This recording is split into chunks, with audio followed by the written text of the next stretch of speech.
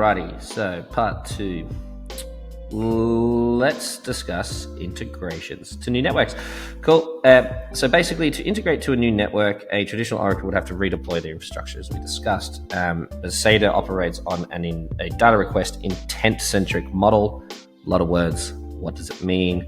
Basically, what it means is that in between the SEDA chain and any other network, we have a decentralized solver network. What's a solver? Solver is essentially a little bot that is designed to solve things. And in the case of SEDA, that is solving the problem of communicating data requests coming from a network to the SEDA chain and sending the data results back from the SEDA chain to the other network. So it's a little bot that's basically like a ferry between a mainland and an island. And it takes the data request, sends it to SEDA, takes the data results, sends it back to the network, and it takes a little compensation for doing so. So they live in the middle here.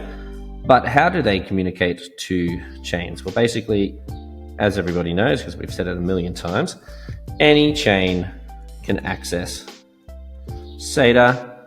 And how do they do that? They do it through this little bad boy here, which is called a prover contract, right?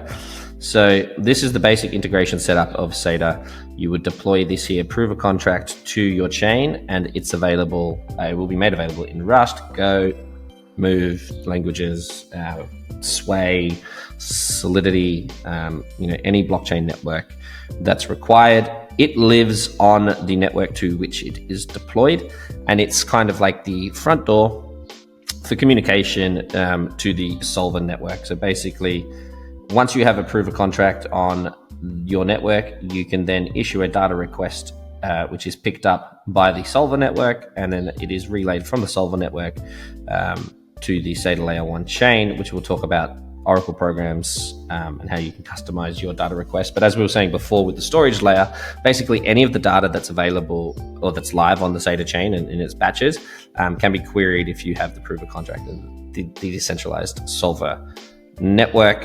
So as soon as that's there, you have access to all the SEDA data that's live on the SEDA chain. And then basically that data is then shared with the decentralized solver network.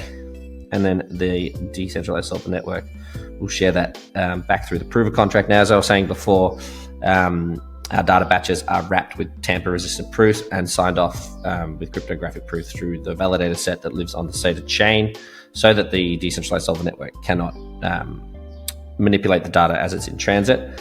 This prover contract is able to undo those tamper-resistant proofs, if you like. They can unwrap the cryptographic proof on top.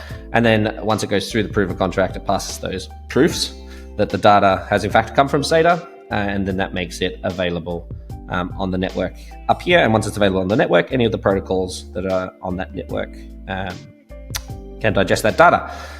So this is basically the TLDR, the high-level view of how we integrate to any chain. Deploy a prover contract in any language, connect it to the solver network, start querying data that's on the SEDA chain. What